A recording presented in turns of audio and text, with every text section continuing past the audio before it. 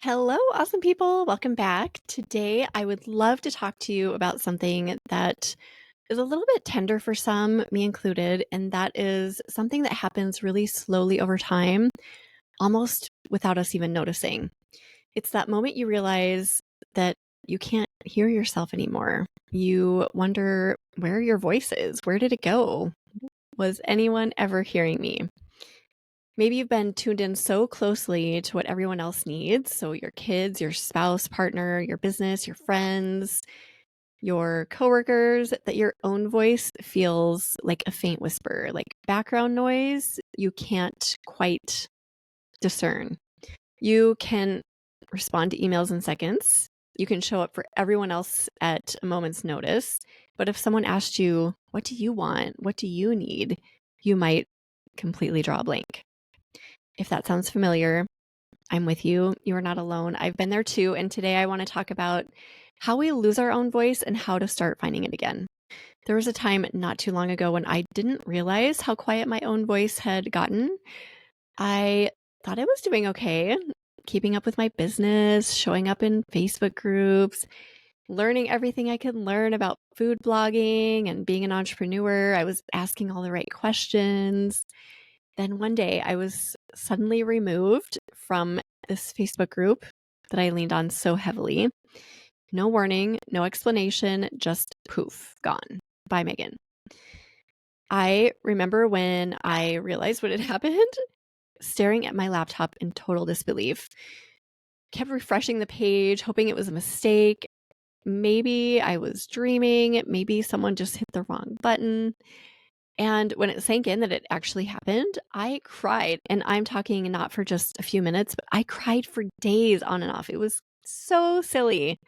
It felt like someone had pulled the rug right out from under me. Like the one place I thought I could speak had been locked, and I was just left pounding on the outside of the door. Like, let me in. Why did you shut me out? I reached out to the admin of that group, but the answer was final. I was not allowed to come back, even though I didn't know what I had done. And in that silence, I felt like my voice had been completely taken from me.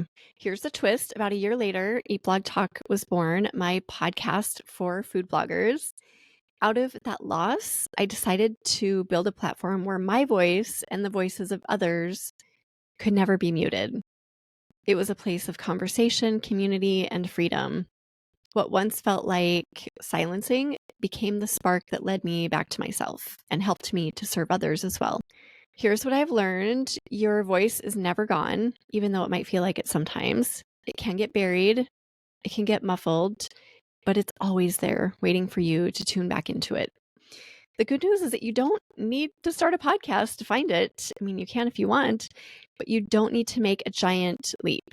You just need those small, quiet pockets of listening and tuning into yourself. When you stop hearing yourself, life can turn into a performance. You're going through the motions.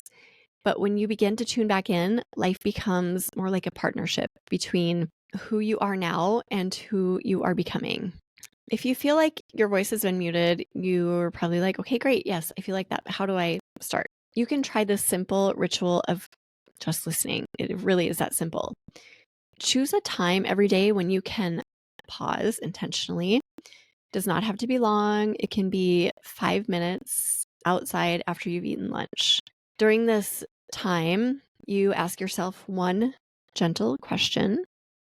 What do I need right now? And from there, you listen for the whispers. You don't listen to the shouts. Your voice usually returns as a nudge, not a giant roar.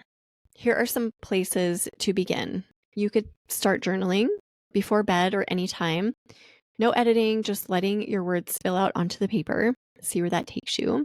Journaling always brings me clarity, which is why I think this is a really good one to start with.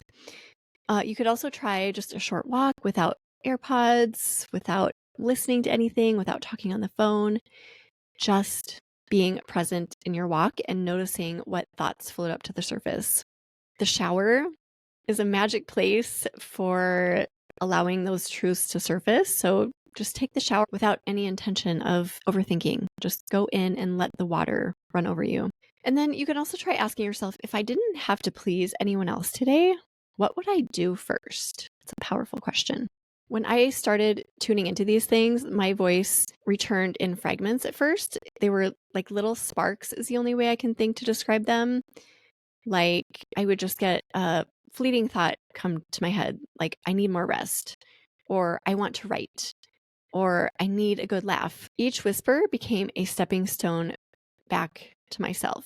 It's so incredible what begins to rise up when you give yourself permission to tune in and listen. If you feel like you've forgotten your own voice, know this: it has not forgotten you. It's always there. It's always yours. My memoir, Take the Exit, is my raw, honest story of how I stopped drowning in the noise and started to hear myself again. If you have ever wondered, where did I go? Where am I? This book is for you. I know you're going to love it. If you go to eblogtalk.com/take the exit, you can join the list. You will get early details, sneak peeks, and the chance to pre-order. You guys, your voice matters. The world needs your voice. Your desires matter. You need to follow through with them. Listening to yourself is the first step back to freedom. That's all I have for you today. I hope you liked the episode, and I'll see you next time.